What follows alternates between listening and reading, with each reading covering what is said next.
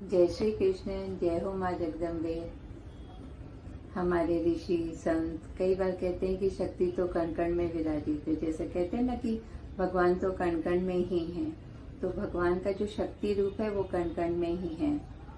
जैसे 64 योगिनी है जो माँ दुर्गा या माँ काली का ही अंश से राक्षस का विनाश करने के लिए प्रकट होती हैं। 51 शक्तिपीठ हैं जो भारत के कई विभिन्न प्रांतों में है। उनकी ऊर्जा ही अलग है। वहाँ पे 9 दुर्गा हैं जो जीवन का पूरा चक्र दिखाती हैं, जन्म, पालन और यहाँ तक कि अत्याचार होता है तो उसका विनाश भी करती हैं। तो जो शक्ति है उसके बिना तो भगवान राम भी विजय को नहीं प्राप्त कर सकते थे। इसकी एक बहुत सुंदर रचना है कवि निराला की, राम की शक्ति पूजा। होता ये है कि राम एक दिन रावण के साथ युद्ध में, राम के जो भी लोग थे, सैनिक थे, सेनापति थे, सब हार रहे थे। वैसे हार रहे थे और उनका मनोबल भी टूट रहा था।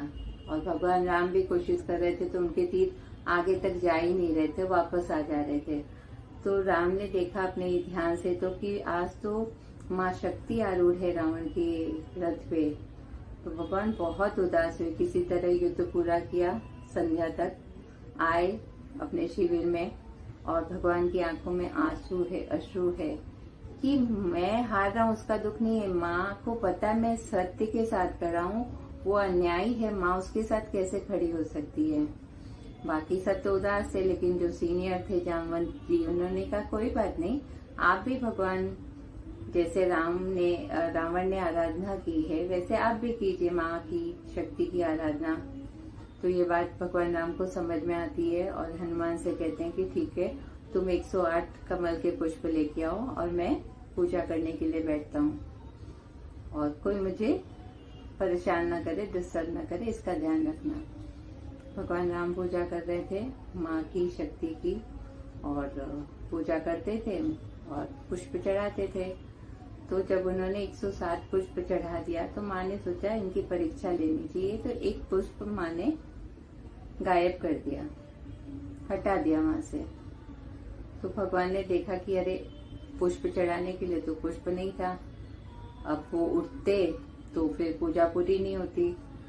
तो भगवान ने सोचा अभी क्या करूं, मेरी पूजा में विघ्न आ रहा है। भगवान को ध्यान आया उनकी माँ उन्हें राजीव कहती थी।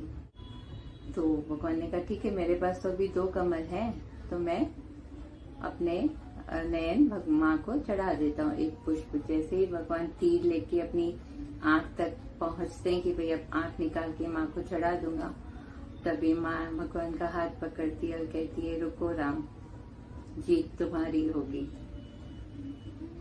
और उसके बाद भगवान राम को जीत मिलती है। तो बिना शक्ति की पूजा के तो राम भी नहीं जीत सकते थे। जय प्रभु, सबका मंगल हो।